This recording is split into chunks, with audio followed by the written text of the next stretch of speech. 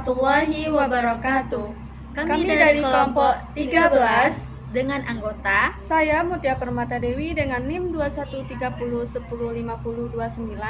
Saya Sofi Maila Utami dengan NIM 2130105049. Saya Faratul Karima dengan NIM 2130105054. Baiklah, pada kesempatan kali ini kami akan membahas materi mengenai manajemen pendidikan anak usia dini, manajemen pendidikan dasar, manajemen pendidikan menengah.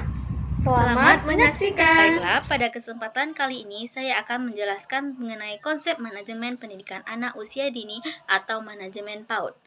Manajemen PAUD terdiri dari kata manajemen dan PAUD. Pendidikan anak usia dini adalah upaya pembinaan yang ditujukan kepada anak sejak lahir sampai usia 6 tahun yang dilakukan melalui pemberian rangsangan pendidikan yang bertujuan untuk membantu pertumbuhan dan perkembangan jasmani dan rohani agar anak memiliki kesiapan dalam memasuki pendidikan lebih lanjut.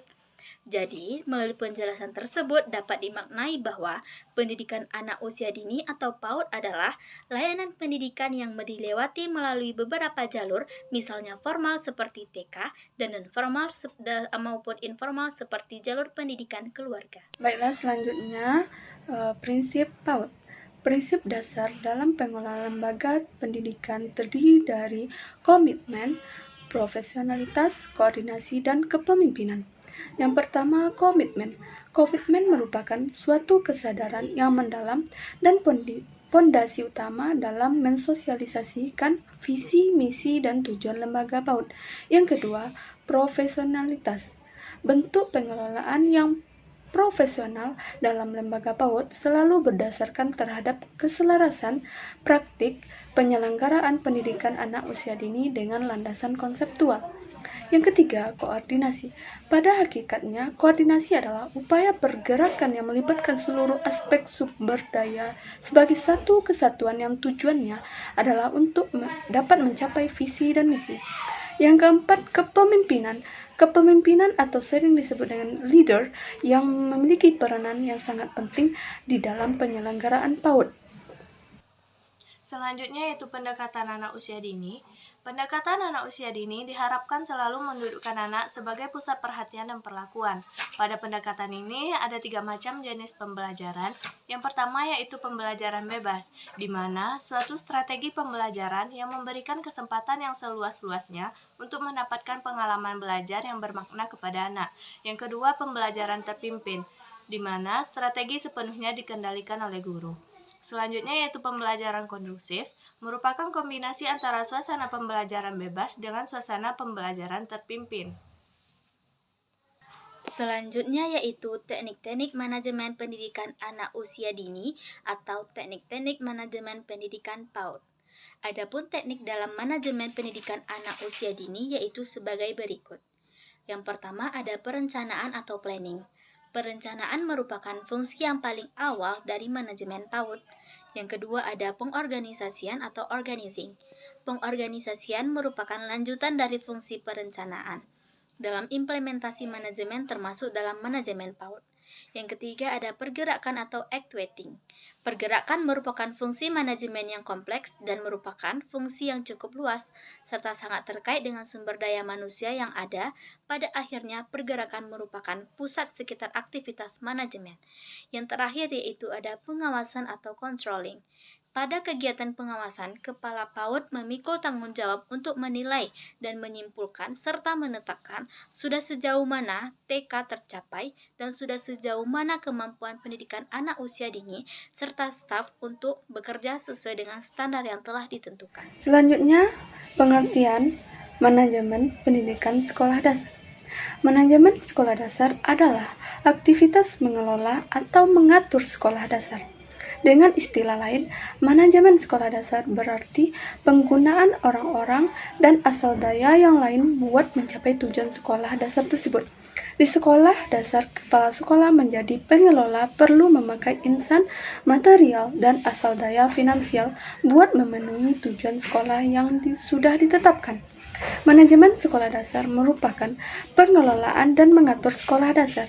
Manajemen sekolah dasar adalah bagian pembuatan keputusan yang dilakukan beserta melalui penerimaan tanggung jawab manajemen khusus pada aspek pekerjaan sekolah dasar.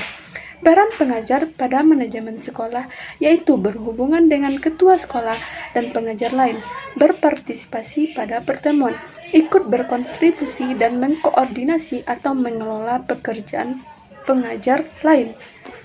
Selanjutnya, prinsip manajemen pendidikan dasar. Prinsip manajemen pendidikan dasar terbagi atas A. Memprioritaskan tujuan di atas kepentingan pribadi dan kepentingan mekanisme kerja.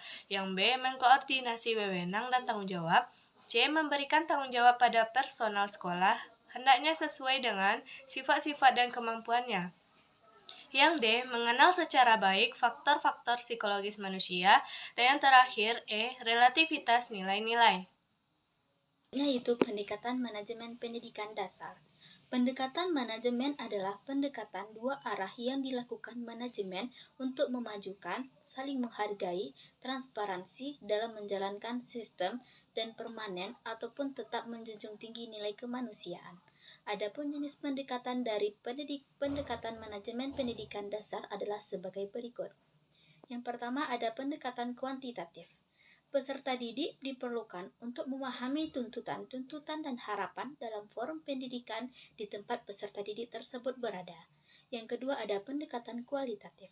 Dalam pendekatan ini, jika peserta didik senang dan sejahtera, maka mereka bisa belajar dengan baik dan bahagia dan menunjukkan pengembangan diri mereka sendiri pada forum pendidikan, misalnya sekolah.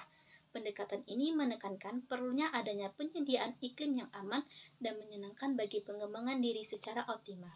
Selanjutnya, teknik-teknik manajemen pendidikan dasar. Teknik-teknik manajemen pendidikan dasar ada 4, yaitu pertama, diagram balok, yang kedua, diagram milestone, yang ketiga, rencana operasi, dan keempat, PORT dan CPM. Selanjutnya yaitu pendidikan menengah. Pendidikan menengah adalah lanjutan pendidikan dasar. Pendidikan menengah terdiri atas pendidikan menengah umum atau generik dan pendidikan menengah kejuruan. Pendidikan menengah berbentuk sekolah menengah atas atau SMA, madrasah aliyah atau MA, sekolah menengah kejuruan atau SMK, atau bentuk lainnya yang sederajat. Pendidikan menengah merupakan awal dari penguatan dan pengembangan potensi secara umum dikuasai peserta didik yang terpotret dalam jenjang pendidikan dasar. Upaya dalam memperbaiki kualitas lembaga pendidikan menengah supaya tercapainya tujuan pendidikan yang kemudian pendidikan tersebut menjadi lebih baik ke depannya. Input, proses, dan hasil adalah target utama dalam pendidikan. Agar sekolah yang itu menjadi terfavorit atau menjadi peminat orang banyak. Selanjutnya, pendekatan manajemen pendidikan menengah. Pendekatan manajemen pendidikan menengah yang pertama yaitu manajemen sebagai kerjasama untuk mencapai tujuan sekolah atau organisasi yang sudah dirumuskan yang membutuhkan aneka macam keahlian pada aneka ragam macam bidang pendidikan. Secara internal, sebuah sekolah yang berkualitas membutuhkan orang-orang yang mempunyai keahlian, misalnya kepala atau ketua sekolah sebagai manajer dengan keahlian sebagai pemimpin. Yang kedua, manajemen sebagai suatu proses. Dengan istilah lain, seluruh aktivitas pada suatu organisasi merupakan proses bila organisasi yang dimaksud merupakan aktivitas belajar, aktivitas pengelolaan sekolah, dan aktivitas administrasi adalah suatu proses. Yang ketiga, manajemen sebagai suatu sistem. Sistem merupakan suatu holistik yang terdiri dari bagian-bagian yang paling berinteraksi pada suatu proses untuk mengganti input sebagai output. Yang keempat, manajemen sebagai pengelolaan. Manajemen sebagai proses sudah diuraikan di depan mata. Demikian pula terkait dengan manajemen pengelolaan sumber daya yang harus dimiliki baik sumber daya manusia maupun sumber daya selain manusia yang efektif dan efisien. Yang kelima, manajemen kepemimpinan dalam manajemen. Pemimpin merupakan orang yang dikenal oleh pengikutnya dan berusaha mensugesti para pengikutnya untuk meraih tujuan visinya. Pimpinan merupakan individu pada suatu grup yang menarik tugas pengarahan dan pengorganisasian yang relevan menggunakan kegiatan-kegiatan. Selanjutnya, teknik manajemen pendidikan menengah. Teknik dari pendidikan menengah terbagi atas dua jenis. Yang pertama yaitu teknik umum, di mana teknik umum adalah teknik yang sering kali digunakan orang dan tidak asing lagi bagi orang banyak. Teknik umum dapat dibedakan menjadi dua. Yang pertama yaitu teknik manajemen. Teknik manajemen merupakan spesialisasi yang berkaitan menggunakan penerapan prinsip teknik ke pengaturan bisnis. Yang kedua, teknik manajemen modern. Teknik manajemen modern atau terbaru merupakan hierarki horizontal yang lebih penekanan dalam kerjasama, kolektif, dan kolaboratif membangun perusahaan terwujudnya efisiensi kerja. Yang B yaitu teknik khusus, merupakan teknik yang sangat efektif untuk dilakukan dan jarang ada orang yang menggunakan tersebut. Teknik manajemen khusus dapat dibedakan. Yang pertama, teknik manajemen untuk memecahkan masalah. Yang kedua, teknik manajemen untuk memperoleh informasi yang baik. Yang ketiga, teknik manajemen untuk mengembangkan organisasi. Yang keempat, teknik manajemen untuk mengembangkan human relation. Yang kelima, teknik manajemen untuk inovasi. Dan yang terakhir, untuk seleksi personal. Baiklah, itulah sekian video dari kami. Semoga bermanfaat. Mohon maaf atas segala kekurangan dan kesalahan. Wassalamualaikum warahmatullahi wabarakatuh.